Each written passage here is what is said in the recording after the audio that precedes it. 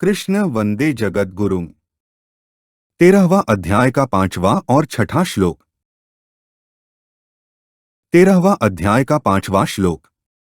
ऋषिभिर्बहुधा गीतं छंदोभिर्विविधैः पृथक् ब्रह्मसूत्रपदैश्चैव हेतुमद्भिर्विनिश्चितैः। ऊपर कहे गए श्लोकों का अर्थ है, यह क्षेत्र क्षेत्रज्ञ का तत्व ऋषियों के द्वारा बहुत विस्तार से कहा गया है तथा वेदों की ऋचाओं द्वारा बहुत प्रकार से कहा गया है और युक्तियुक्त एवं निश्चित किए हुए ब्रह्मसूत्र के पदों द्वारा भी कहा गया है।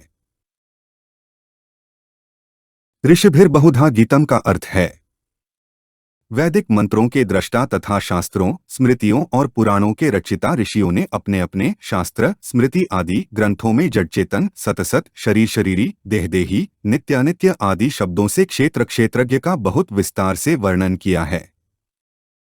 छंदोभिर्विविधैः पृथक् का अर्थ है यहाँ विविधैः विशेषण सहित छंदोभ्यः पद ऋक्, यजुः, साम और अथर्व इन चारों वेदों के संहिता और ब्राह्मण भागों के मंत्रों का वाचक है। इन्हीं के अंतर्गत संपूर्ण उपनिषद और भिन्न भिन्न शाखाओं को भी समझ लेना चाहिए। इनमें क्षेत्र क्षेत्रज्ञ का अलग अलग वर्णन किया गया है। ब्रह्मसूत्रपदैश्चैव हेतुमद्भिर्विनिश्चितैः का अर्थ है अनेक युक्तियों से युक्त तथा अच्छी तरह से निश्चित किए हुए ब्रह्मसूत्र के पदों द्वारा भी क्षेत्र क्षेत्रज्ञ के तत्व का वर्णन किया गया है।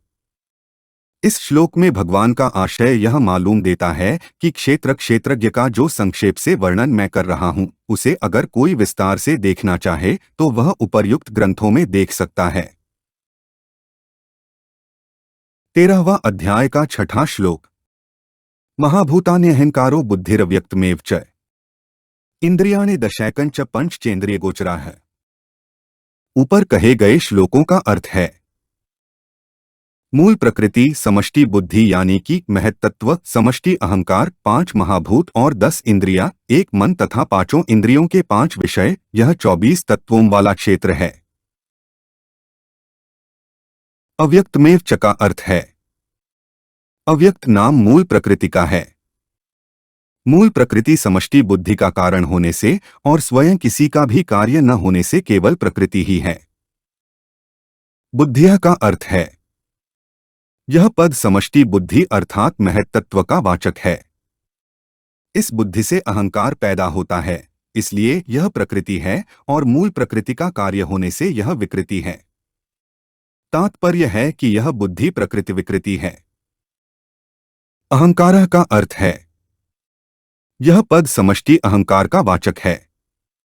इसको अहंभाव भी कहते हैं। पंचमहाभूत का कारण होने से यह अहंकार प्रकृति है और बुद्धि का कार्य होने से यह विकृति है।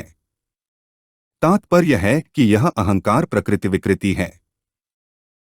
महाभूतानि का अर्थ है पृथ्वी, जल, तेज, वायु और आकाश, ये 5 महाभूत हैं।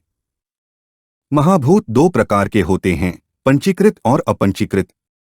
एक एक महाभूत के 5 विभाग होकर जो मिश्रण होता है उसको पंचीकृत महाभूत कहते हैं।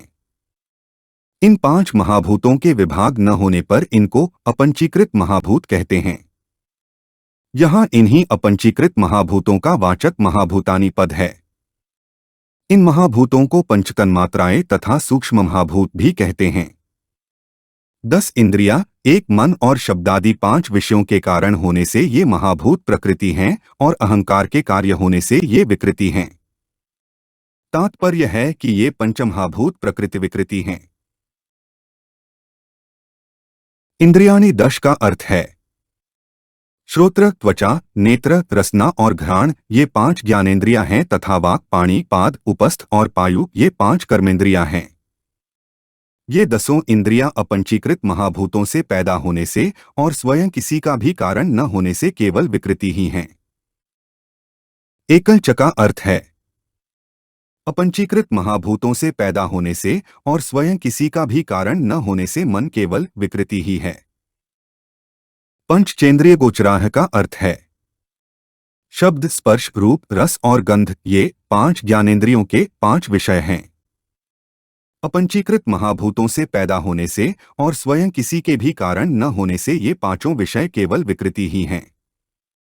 इन सब का निष्कर्ष यह निकला कि 5 महाभूत, एक अहंकार और एक बुद्धि, ये 7 प्रकृति विकृति हैं। मूल प्रकृति केवल प्रकृति है, और 10 इंद्रियां, एक मन और 5 ज्ञानेंद्रियों के विषय, ये 16 केवल विकृति हैं। इस तरह इन 24 तत्वों के समुदाय का नाम क्षेत्र है। इसी का एक तुच्छ अंश यह मनुष्य शरीर है, जिसको भगवान ने पहले श्लोक में इदं शरीरम और तीसरे श्लोक में तत्क्षेत्रम पद से कहा है। हमारे चैनल को सब्सक्राइब करें। अगर यह वीडियो आपको अच्छी लगी तो वीडियो को लाइक करें, वीडियो को अपने दोस्तों के साथ शेयर करें, अपने सुझाव हमें कमेंट करके बताएं। जय श्री कृष्णा।